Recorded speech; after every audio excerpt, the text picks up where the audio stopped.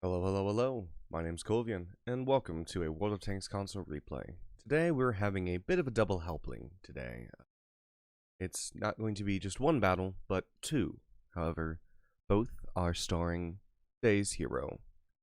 I would like to introduce you to Panzerkrieg, who is driving the Jagdpanzer E100, better known in the community as, of course, the Jägeru. And, today isn't so much a focus on how well Krieg here does, but more of how poorly his opponents play against him.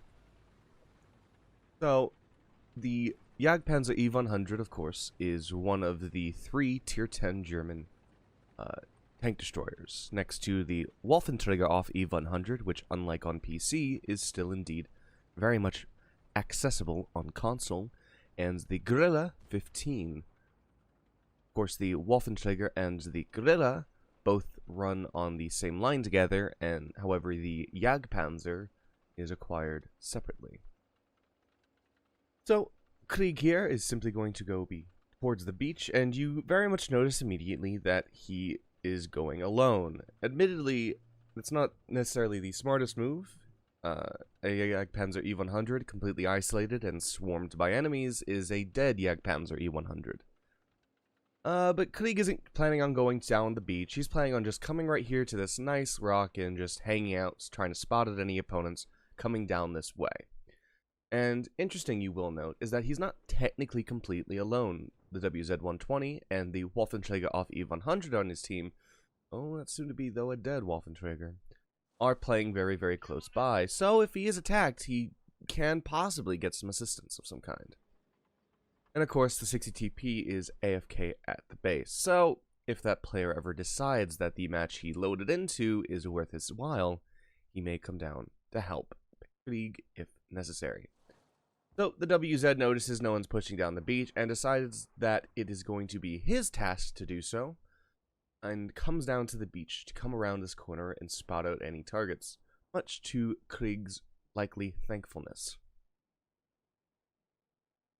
So, let's talk a little bit about the E100 while we're waiting. Oh, got spotted out by the Panzer. There's a WZ-1114 over there. Unfortunately, Krieg misses his first shot. But, regardless, the Jagdpanzer E100 is a tank that, in my experience, is either meat to the meat grinder, or it is the grinder of which things become meat. Has the highest alpha shot damage in any TD, I believe. Has great armor until the armor decides it just simply does not want to work. Oh, now we have tanks coming around. He still has a bit of a reload, though. Unfortunately, bounces his shell on that object 257. Here comes around the WZ-111-4, and that WZ-120 is not going to last much longer, unfortunately. The Jägeru is big, it's slow, it has a weak point there on that machine gun turret on the back side, and of course its lower plate, if you manage to hit it dead on, is rather penetrable. But you'll find a lot of the time... Oh, nice shot there, doing over 1,000 damage. Of course, the WZ is a bit dead, but the Batshot finishes off that WZ, so it's no longer going to be a 1v3 situation, but a 1v2. And simply because that chieftain is just going to decide a Jägeru completely on its own? Nah, I don't need to go help with that. There's two tanks right here at full health. Or... besides, of course, that one shot. And there's another 1,000, easy 1,000 damage for the Jägeru. And, bizarrely enough, that M48 Patton, after he's already fired, just decides he's going to chill in the rocks. He's already fired his gun. He already should know he's fired his gun. He's been on this flank this entire time. He just put a shot into his object. Patton, who could have done that damage to the object 257? It's only when he directly sees it, instead of paying attention, when he kills the object, that he realizes that Krieg here has fired. And now... admittedly, tracking him was the right move, but he's now just trying to put shots directly into his superstructure. And then the M48 Patton is trying to reverse in some bizarre method. He doesn't even try to track Krieg here. It's just as good game. Oh, Mr. Patton. Mr. Patton. What in God's name was that?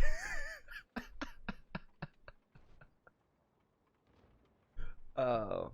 No, you could have survived if you just tracked the Jagdpanzer, maybe? Of course, Krieg still had his repair kit, but he didn't know that. He'd already been tracked twice. Oh, and there's that chieftain that didn't come down the beach thinking his team could handle a lone Jagdpanzer, much to his likely dismay. So, talk to Krieg about what he's doing right here, and he's trying to bait down the chieftain, is what he told me his plan was. I asked him for his end of match results, and his goal here was just to try to see if he could bait out the chieftain coming down the beach. But oh, chieftain gets a nice shot into his machine gun weak point. Very, very nicely done. That's the first damage that Krieg has taken all game. Fortunately, now he has no real target to shoot at on top of the EVE-100 due to how Krieg is using masterful work of trying to angle himself up the rock so that there is no flat shot. Very, very smart. Very, very wise. Unfortunately for Krieg, the chieftain is very keen of staying far the fuck away from a Jagdpanzer E-100, which admittedly is not the worst decision. Not at all. So the chieftain decides, I've had enough of this shit and I'm leaving. And he heads off to wherever chieftains go. Krieg is pretty still certain at this point that that chieftain really wants to take a bite out of him. So he's just checking out to see, but oh, no, there he is. He's definitely leaving. So up we go. There's only 3 enemy tanks left in IS-7, who is going to survive for far too long, and the chieftain and their artillery piece. And you'll see exactly what I mean by that in a second. As Krieg slowly works his way up.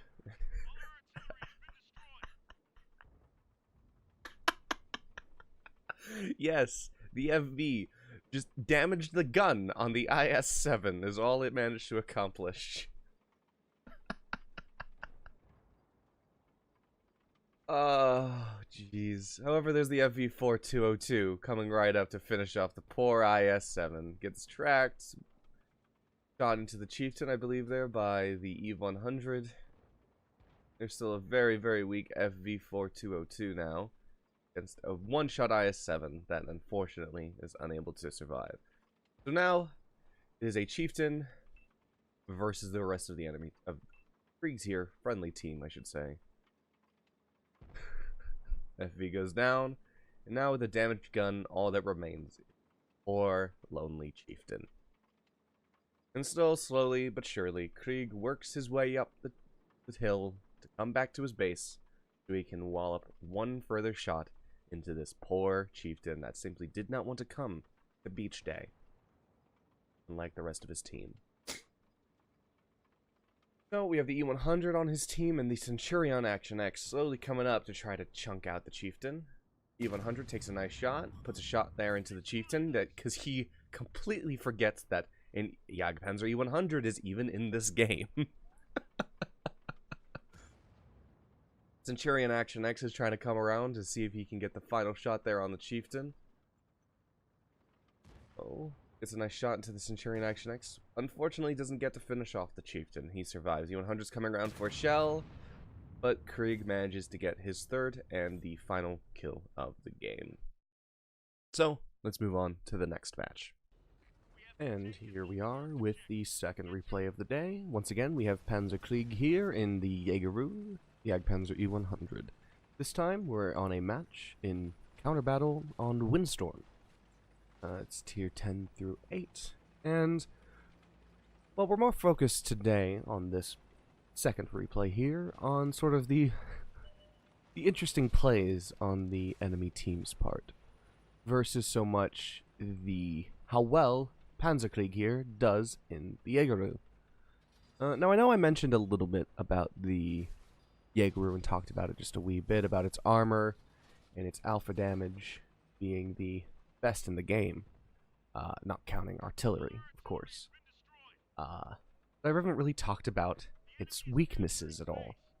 See, the Jagdpanzer E-100 suffers from what I call spam, so to speak, where the moment it's spotted, everyone has the immediate reaction to spam the ammo change so they can guarantee a penetration, which transforms your very, very well-armored tank destroyer into nothing more than a tank soon to be filled with a whole lot of cheese holes.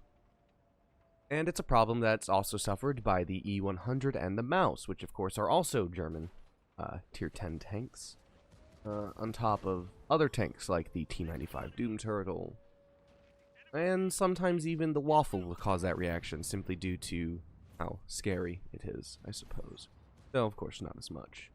But already we have Panzerkrieg here, getting his first kill of the match on that poor WZ-111-4. Your 9 Chinese heavy tank, not really paying attention to what he's doing. And now we have the idiot number 1. Not sure where this Indian Panzer's been looking, but he notices quite a bit too late. Already securing his second kill of the match. Honestly, of course, I understand where exactly he was focused. He was looking over there at the AMX-30. The problem is he wasn't shooting at the AMX-30, so... that lot of good that did him. And now we're on to the third victim of today, the poor IS-7, who gets a nice shot into Krieg here, damaging his engine, putting a shot right through his Lord Glacius easily because looking on and having a nice meaty IS-7 gun, even with its poor .4 dispersion, which, if you've seen my last video, replay video on Simple and Gato, you no doubt recognize how good the gun can be if used properly. Fortunately for the IS-7, while it is one of the fastest heavy tanks, it takes a bit to get up to that speed. So, Krieg here easily manages to get his third kill of. And now we are on to opponent number 4, the Object 257. I know, of course, that Panzer here was shot at by the 260, but the 260 isn't really a concern at all. Don't really count that any more than a passing fling, so to speak. And unfortunately, RNG just doesn't like him succeeding for so long and causes his shell to harmlessly bounce onto the top of the 257 at such an angle that it just pretty much auto-bounces. And even though the 257 is doing such ridiculous things, he's simply just not being punished by his team for it. Though, of course, he does miss that shell. And Krieg here, by this point, is very much well and reloaded, and is trying to see if he can at least get one shot into him. But, unfortunately, RNGesus has a much different plan, and his shell sailed into that building where his friendly AMX M451 is taking a refuge at. So, he decides he's simply going to ignore that 257, just leave him for later. Now, enemy T-30 is pushed into the base, who's a one-shot for the M103 and his team, pushing around.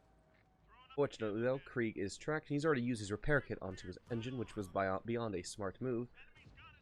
However, allow me to introduce you to number 4, the second T-30.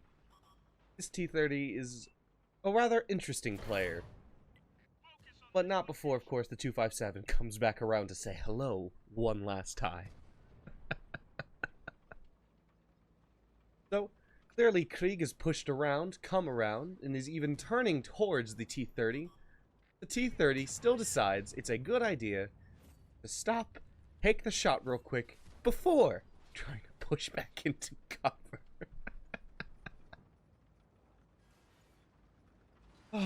That's kill number 4.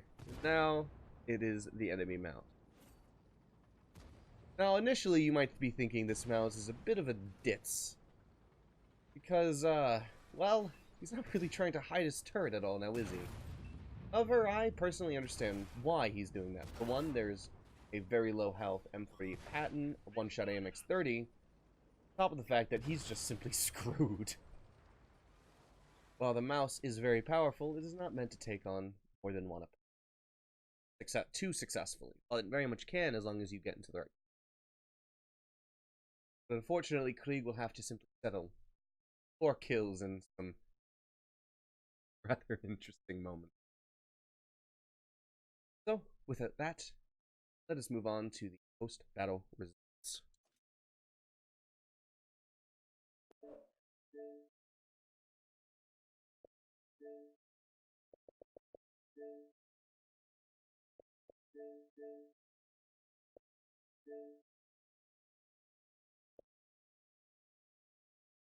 So this first one is the South Coast match that we saw initially. 6,048 damage, 2.4 spotted, only 166 blocked, or I'm sorry, assisted. 3 kills, high caliber, arsonist, none, bad. And towards the second.